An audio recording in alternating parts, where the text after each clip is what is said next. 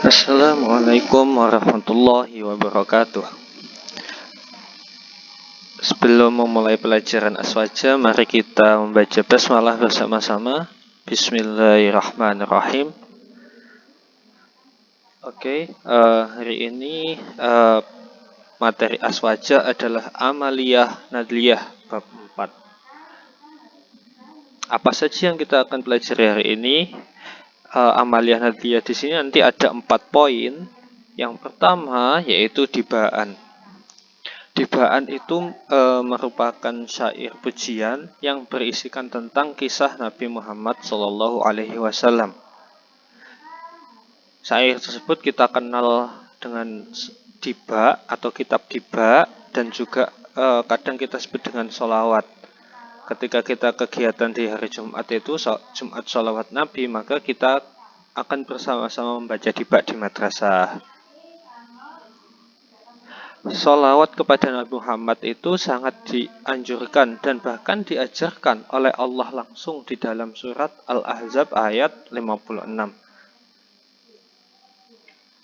Lalu yang sering viral di sekitar kita, di mana dibaan itu ada yang menyebut bid'ah. Apakah iya itu bid'ah? Di mana kita ketahui bahwasanya bid'ah itu termasuk kegiatan yang tidak diajarkan kepada Nabi. Tetapi kalau kita ketahui bahwasanya bersolawat yang ada di dalam tiba itu merupakan ajaran langsung oleh Allah kepada umat Islam. Kenapa Nabi Muhammad tidak dalam artian tidak terlalu mengajarkan tiba atau bersolawat? Karena sholawat sendiri adalah mendoakan Nabi Muhammad. Nabi Muhammad itu lebih mementingkan umatnya. Nabi Muhammad selalu mendoakan umatnya. Nah, kita sebagai umatnya harus selalu bersolawat, di mana isi sholawat tersebut yang sederhana, Allahumma, ya Allah, saya minta, Allahumma sholli, berilah sholawat yang terbaik ala Muhammad, kepada Nabi kita Muhammad. Jadi ketika di dalam sholawat itu artinya adalah, ya Allah, berilah sholawat yang terbaik kepada Nabi Muhammad. Ketika kita bersolawat, kita memohon kepada Allah agar memberikan sholawat terbaiknya kepada Nabi Muhammad. Di mana letak bid'ahnya? Tidak ada. Bahkan dengan kalimat Allahumma sholli ala sayyidina Muhammad, atau bahkan sholawat-sholawat yang ada di dalam kitab tiba, tidak ada satupun yang menyatakan tentang syirik kepada Allah. Tidak ada ya. Walaupun dengan kita mengagungkan Nabi Muhammad sebagai makhluk Allah yang paling baik, tetapi kita tetap mengetahui bahwasanya Nabi Muhammad itu manusia, dan juga kita selalu doakan dalam sholawat kita. Jika kita memahami betul-betul tentang apa isi yang ada di kitab tiba, ketauhidan kita akan menjadi lebih kuat. Karena Nabi Muhammad itu merupakan nabi terakhir, di mana nabi sebelum Nabi Muhammad itu Nabi Isa. Dan Nabi Isa itu saking baiknya, saking mulianya, sampai-sampai dijadikan Tuhan oleh umatnya. Nah, tetapi dengan sholawat ini, Nabi Muhammad sebaik-baiknya makhluk Allah akan berstatus tetap sebagai makhluk, sebagai penerima, di mana yang memberi adalah Allah. Apa yang diberi dari Allah kepada Nabi Muhammad yaitu sholawat. Sehingga ketauhidan kita akan selalu kuat, akan selalu menjadi lebih kuat dengan membaca sholawat. Itu inti dari dibaan. Sholawat itu sangat baik, sangat-sangat baik. Karena dengan sholawat, jika kita pahami betul, kita yakini betul, kita dalami dalam hati kita, seperti yang tadi saya katakan, dengan sholawat kita akan mengesahkan Allah. Tidak ada satupun yang sebanding dengan Allah. Nabi Muhammad sebagai ciptaan yang terbaiknya Allah tetap berstatus sebagai penerima. Oke, selanjutnya yang kedua yaitu manakiban. Manakiban atau manakib Syekh Abdul Qadir Jailani itu adalah sebuah kitab. Jadi membaca manakib itu membaca kitab ya. Yang kitab tersebut mengisahkan tentang biografi Syekh Abdul Qadir Jailani. Kitabnya apa? Kitabnya bisa kalian baca di LKS. Sengaja nggak saya tuliskan biar kalian baca LKS-nya. Oke.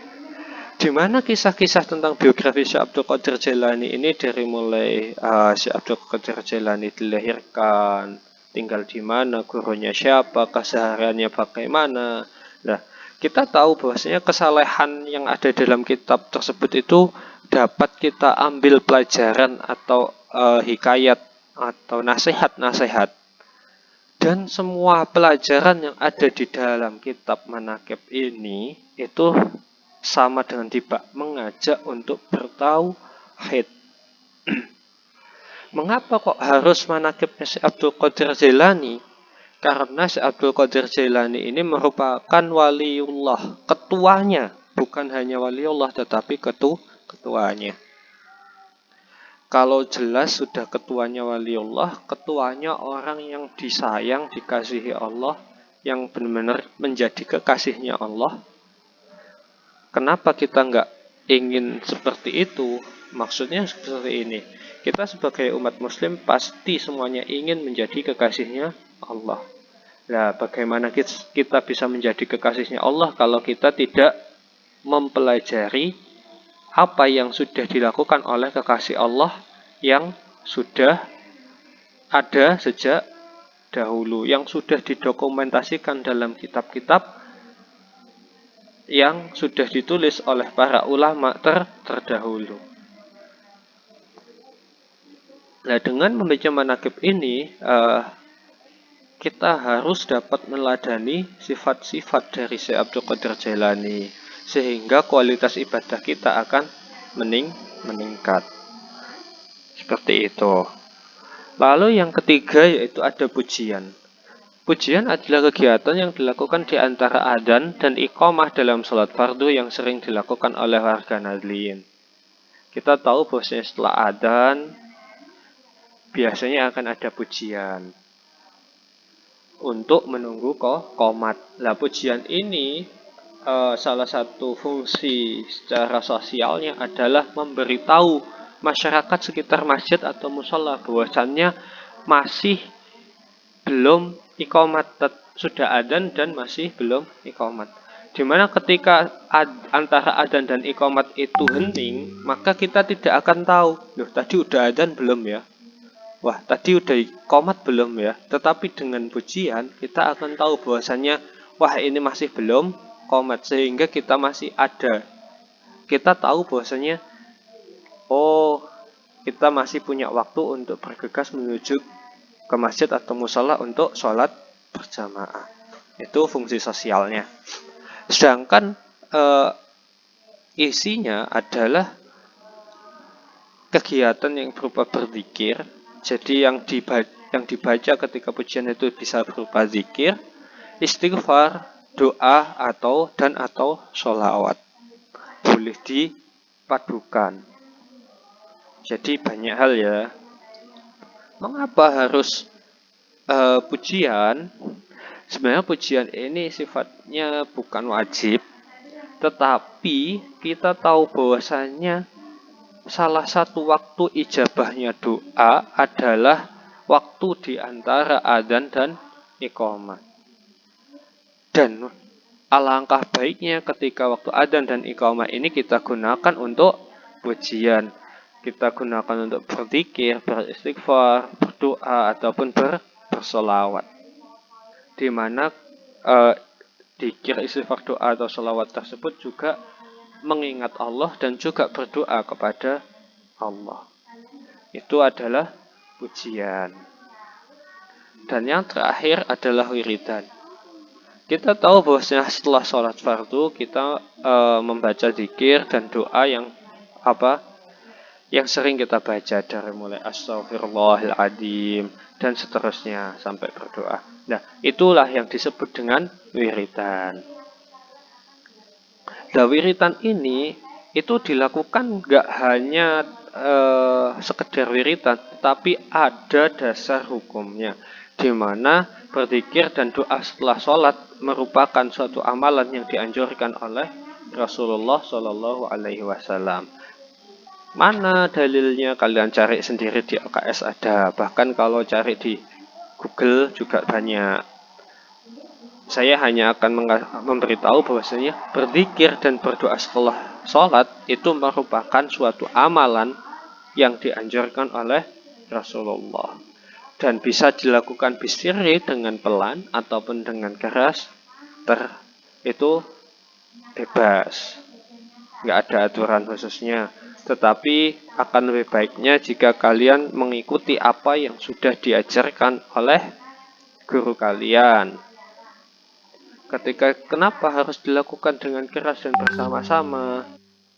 Pertama, untuk dakwah, untuk mengajak yang belum bisa agar bisa. Kedua, tujuannya adalah untuk memberitahu kepada mungkin ada jamaah, orang yang mau jamaah. Ternyata ketika dia datang, dia kira imamnya masih duduk tahiyat akhir, padahal sudah selesai. Nah, kalau ketika imam itu tadi diem saja, berdoa di dalam hati, tidak memberikan suatu pertanda, maka orang yang baru datang akan mengira bahwasanya sang imam itu masih sholat. Lalu yang baru datang ikut sholat, padahal imamnya sudah nggak sholat, maka orang yang baru datang dan sholat mau ikut imam tadi tidak sah karena imamnya tidak sholat. Sholat di mana sholat berjamaah harus ada imamnya. Dan tadi imamnya udah nggak sholat, berarti kan yang baru datang tidak ikut imam karena yang imam nggak sholat. Nah, dengan wiritan bersama-sama dan keras, orang yang datang terlambat akan tahu bahwasannya sholat jamaahnya sudah selesai. Ketika sholat jamaah itu sudah selesai, maka orang yang baru datang bisa sholat sendiri atau menunggu dengan orang yang sama telatnya agar bisa berjamaah sendiri. Tapi ketika wiridan itu pelan dan tidak ada ciri-ciri sholat itu selesai, dikira yang baru datang itu masih sholat. Sehingga akan mengakibatkan hukum sholat yang ikut tadi akan batal. Itu bahayanya. Mungkin itu saja yang saya terangkan untuk aswaja hari ini. Tugasnya adalah mengerjakan LKS aswaja halaman 40 sampai 42. A, B, dan C. Totalnya ada 25, 35, 40 soal. Soalnya mudah-mudah, semuanya ada jawabannya. Silahkan dikerjakan. Dan mari kita tutup dengan hamdalah bersama. Alhamdulillahirabbil alamin. Assalamualaikum warahmatullahi wabarakatuh.